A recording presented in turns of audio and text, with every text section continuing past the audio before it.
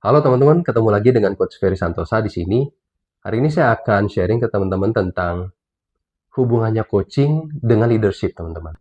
Nah, ini mungkin saya akan sharing kepada teman-teman yang saat ini sudah menjadi leader, para leader atau level pemimpin ya di organisasinya atau di corporate-nya masing-masing seperti itu. Nah, teman-teman, sebagai seorang leader tentu satu hal yang harus dilakukan adalah mendevelop bawahannya seperti itu. Nah, mengembangkan bawahan ini biasanya hal yang umum dilakukan ya tentu biasanya melakukan pengajaran ya, training, kemudian juga teman-teman melakukan mentoring, melakukan arahan-arahan, instruksi-instruksi yang sifatnya lebih direktif ya, mengarahkan, menyuruh, mengorder seperti itu. Nah, tapi dalam dalam melakukan fungsi kepemimpinan di era sekarang, teman-teman, apalagi menghadapi teman-teman para generasi baru ini ya, generasi Z ke bawah seperti itu.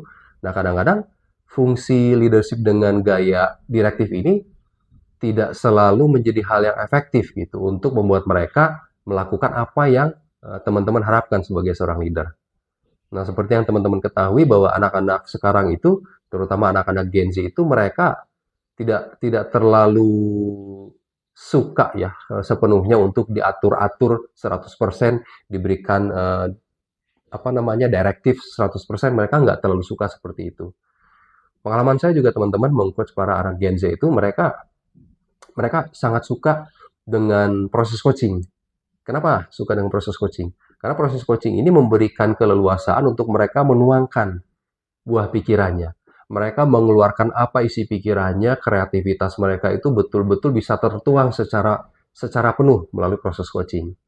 Beda dengan proses apa namanya direktif ya seperti mentoring. Kalau mentoring kan kita sebagai expert, kita sebagai ahli, sebagai atasan yang punya ilmu lebih dibandingkan bawahan kita betul-betul memberikan ini, memberikan itu, memberikan arahan ini, memberikan pengalaman ini itu gitu ya. Jadi sifatnya betul-betul direktif, mengarahkan. Tapi kalau coaching justru menggali, mengeluarkan dari si bawahan kita kalau sebagai atasan. Nah, sebagai atasan sebetulnya kalau bisa melakukan proses coaching, teman-teman, proses coaching ini akan sangat berguna untuk membuat bawahan teman-teman itu jadi lebih mandiri. Mandiri dalam hal apa? Mandiri dalam hal mereka mengambil keputusan. Mandiri dalam hal mereka misalnya kan menghadapi suatu tantangan atau problem di lapangan. Jadi mereka nggak selalu harus harus minta keputusan dari teman-teman untuk melakukan suatu aksi gitu ya atau melakukan suatu tindak lanjut terhadap suatu tantangan tertentu di lapangan. Nah, kenapa? Karena kembali lagi ke proses coaching itu sendiri. Karena proses coaching itu sifatnya adalah untuk menggali kreativitas seseorang, proses kreatif.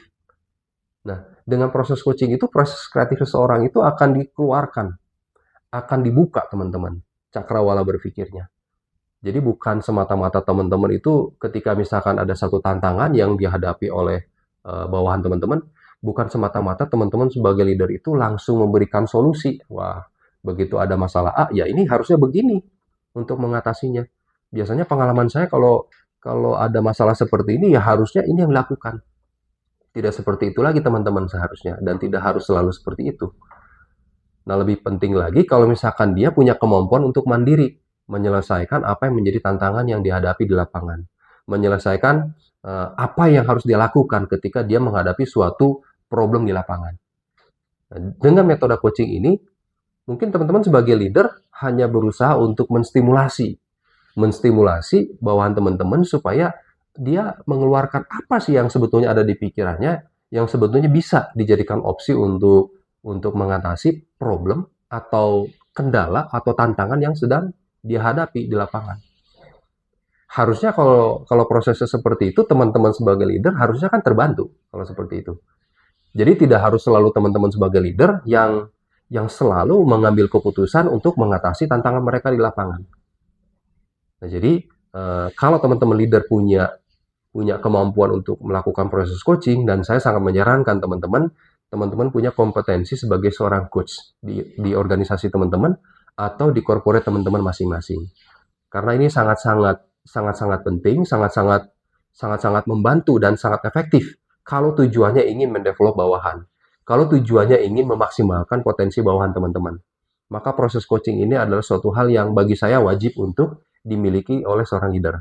Kompetensi coaching ini di zaman sekarang ini dan kedepannya itu betul-betul suatu kompetensi yang wajib dimiliki oleh teman-teman leader. Seperti itu. Dan kalau teman-teman ingin mereka lebih mandiri, sekali lagi saya sarankan teman-teman pelajarilah proses coaching seperti itu. Oke, itu aja mungkin sedikit sharing dari saya teman-teman. Semoga ini bisa memberikan wawasan baru, khususnya buat teman-teman yang saat ini sudah menjadi para leader. Semoga informasi ini bisa bermanfaat. Kita ketemu lagi di video-video berikutnya. Dengan saya Coach Ferry Santosa. Sampai jumpa.